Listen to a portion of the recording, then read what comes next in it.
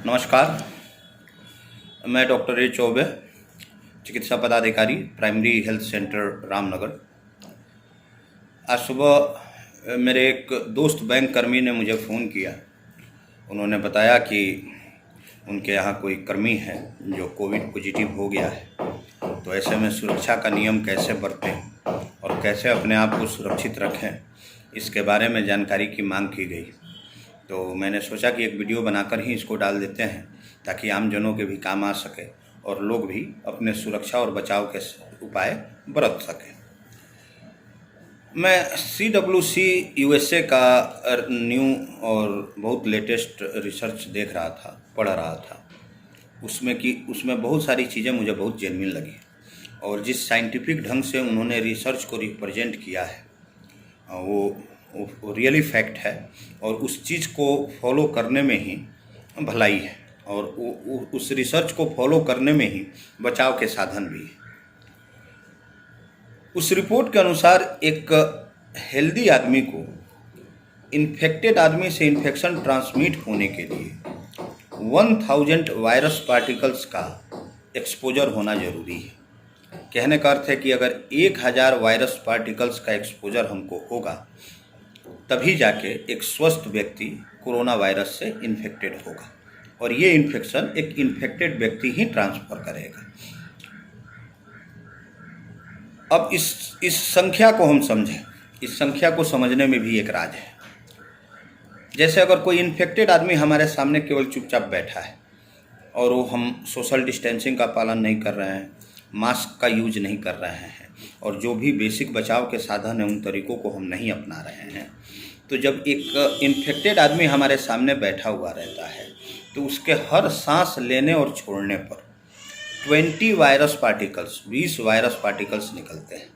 यानी कि एक आदमी अगर हमसे बात नहीं करता है और हम सोशल डिस्टेंसिंग का पालन नहीं करते हैं, मास्क का यूज नहीं करते हैं, अगर वो आदमी हमारे पास 50 मिनट बैठ गया तो वो हमको इन्फेक्टेड कर सकता है। एक नंबर चीज़। दूसरा नंबर चीज़, बोलने का। अगर कोई इन्फेक्टेड पर्सन हमारे सामने बैठा हुआ है और वो कुछ बातें कर रहा है या कोई गॉसिप हो रहा है, कोई बातचीत हम लोगों के बीच में हो रही है, तो इन्फेक्टेड आदमी के बोलने पर उसके बोलने से जो चीज़ निकलता है उसमें 200 वायरस पार्टिकल्स पर मिनट निकलते हैं। यानी कि अगर हम किसी इन्फेक्टेड आदमी से फेस टू फेस बात कर रहे हैं तो सिर्फ 5 मिनट काफ़ी है हमको इन्फेक्टेड होने में। यानी उससे इन्फेक्शन ट्रांसफ़र होने के लिए हमको सिर्फ 5 मिनट चाहिए। अगर हम 4 मिनट भी बात करते हैं उससे तो वहाँ लो रिस्क है। लेकिन अगर हम एक इन्फेक्टेड पर्सन से 5 मिनट फेस टू फेस बात करते हैं without social distancing, without using mask, then this comes under high risk. उसके बाद आता है कफिंग एंड स्नीजिंग। तो जो कफिंग होता है तो एक इन्फेक्टेड पर्सन एक कफ में 200 मिलियन वायरस पार्टिकल्स एक्सपोज करता है, बाहर निकालता है। सेम कंडीशन स्नीजिंग के साथ भी होती है कि अगर एक इन्फेक्टेड पर्सन हमारे सामने स्नीज करता है और वो ड्रॉपलेट हमको कांटेक्ट में आ गए या उस ड्रॉपलेट से हम एक्सपोज हो गए तो उसके अंदर 200 मिलियन वायरस पार्टिकल्स होते हैं जो कि सफिशिएंट है आपको इन्फेक्टेड करने के लिए। ये हो गया बेसिक फंडा कि ये इन्फेक्शन कैसे एक इन्फेक्टेड पर्सन से एक हेल्दी पर्सन को ट्रांसफ़र होता है, ट्रांसमिट होता है। उसके पीछे का बेसिक लॉजिक क्या है ये मैंने आपको बता दिया। अब चीज़ें आती हैं इंडोर और आउटडोर एक्टिविटी की। सबसे पहले बताया गया था कि सरफेस जो है, सरफेस से भी इन्फेक्शन ट्रांसफ़र होता है क्योंकि सरफेस पर भी ये वायरस कुछ आवर के लिए ज़िंदा रह सकता है और कैसे भी अगर हम एक्सपोज हो गए उस सरफेस को या किसी सरफेस के कांटेक्ट में चले गए तो वो चीज़ हमको इन्फेक्ट कर सकता है। ये लॉजिक आज भी है, लेकिन अब इसको लो रिस्क में काउंट किया जा रहा है क्योंकि मैक्सिमम लोग सैनिटाइज का यूज कर रहे हैं, मैक्सिमम लोग मास्क का यूज कर रहे हैं और सावधानी बरत रहे हैं। तो इसलिए अब सरफेस को लो रिस्क में रखा गया है। अब दो चीज़ें आती हैं, आउटडोर एक्टिविटी और इंडोर एक्टिविटी। पहले ये समझने की ज़रूरत है आउटडोर एक्टिविटी क्या है। तो हम जिस घर में रहते हैं, जिस ऑफिस में काम करते हैं या जिस सराउंडिंग्स में रहते हैं, उससे जब हम बाहर निकलते हैं तो बाहर का मतलब ये होता है कि जैसे खुले मैदान में चले गए, घूमने के लिए भी कहीं बाहर अगर चले गए तो उस समय सोशल डिस्टेंसिंग का पालन हो जाता है। अगर आदमी करना चाहे तो सोशल डिस्टेंसिंग का पालन कर सकता है, किसी आदमी के क्लोज कॉन्टेक्ट में आने से बच सकता है, मास्क का यूज करे, सैनिटाइज का यूज करे। तो आउटडोर एक्टिविटी को लो रिस्क में गिना गया है। लेकिन सबसे ज़्यादा रिस्क आज के डेट में इंडोर एक्टिविटी है। Indoor activity in the sense, जैसे कि मैं डॉक्टर हूँ, मेरा चैम्बर है जिसमें कि प्रॉपर वेंटिलेशन नहीं है, छोटा जगह है, इसमें हम लोग अगर 4 या 5 आदमी बैठ जाते हैं तो इस कंडीशन में किसी भी आदमी को इन्फेक्टेड होने का चांस बहुत ज़्यादा हुआ है। सेम कंडीशन किसी और ऑफिस का भी है, वो चाहे किसी इंजीनियर का ऑफिस हो, किसी बैंक कर्मचारी का ऑफिस हो या किसी भी चीज़ का ऑफिस हो।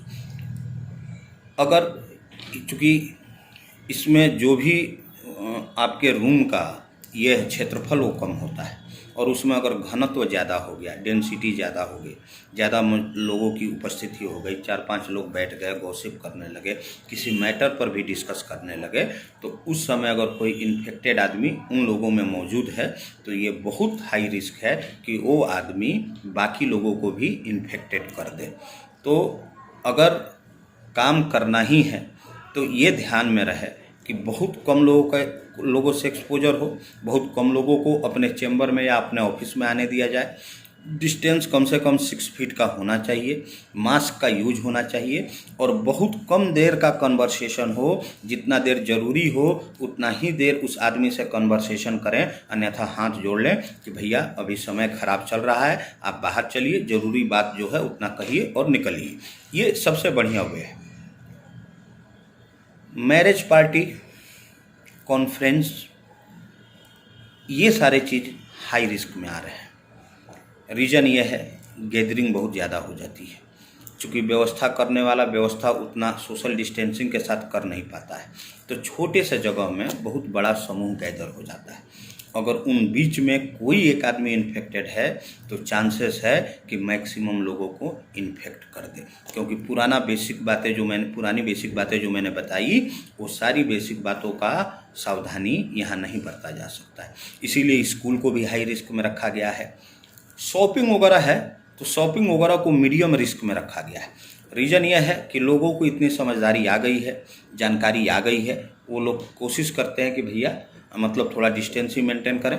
मैक्सिमम लोग जो मार्केटिंग करने जा रहे हैं मास्क का यूज कर रहे हैं और सैनिटाइजर वगैरह का भी प्रयोग कर रहे हैं, तो इसीलिए उसको मीडियम रिस्क में रखा गया है। हालांकि रिस्क वहाँ भी है लेकिन उसको मीडियम रिस्क में रखा गया है।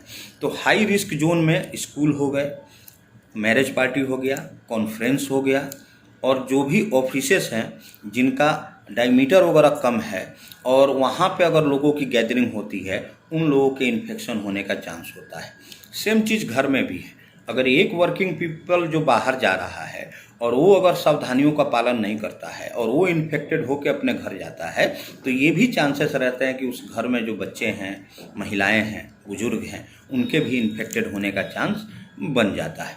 तो इस बात का ध्यान रखें कि जितना ज़्यादा हो सके सोशल डिस्टेंसिंग का पालन करें, मास्क का यूज करें, कन्वर्सेशन बहुत कम देर का रखें, 3 से 4 मिनट का कन्वर्सेशन काफ़ी है। अगर कोई ऑफिशियल मीटिंग है, भले ही आपके ऑफिस के इर्द गिर्द ही आपके कर्मचारी उपलब्ध हैं, कोशिश करें कि मोबाइल के थ्रू या जूम ऐप या और भी जो मतलब मीटिंग एप्लीकेशन है उनका यूज करें। कोई अगर आपके चैम्बर में जिसका आना अति आवश्यक है, समय बहुत कम ले, दूरी मेंटेन करें और जो बात है जल्दी करके ख़त्म करें और उसके बाद ही वापस जाना है। एक चीज़ और, कुछ चीज़ों को मैं इसमें जोड़ना भूल गया था, जैसे पब्लिक बाथरूम है, वहाँ भी हाई रिस्क है। पब्लिक बाथरूम भी हाई रिस्क के अंडर में आता है। रीज़न ये है कि कितने लोग यूज करते हैं, वहाँ क्या क्या सफाई का पालन किया गया, वो आदमी खुद सैनिटाइज होता है कि नहीं होता है, ये सारा भी विषय सोचने वाला है। तो जो अभी CWC का नया रिसर्च है उसके मापदंड के अनुसार ये सारी चीज़ें हैं जो अभी इस बीमारी को बहुत ज़्यादा स्प्रेड कर रही हैं। ये जानकारी मैंने आप तक पहुंचा दी। आपका सुरक्षा आपके हाथ में है, जानकारी देना हम लोगों का कर्तव्य है। आप अपनी सुरक्षा बरतें, अपने आप को बचाएं, अपने परिवार को बचाएं, अपने समाज को बचाएं। बहुत बहुत धन्यवाद।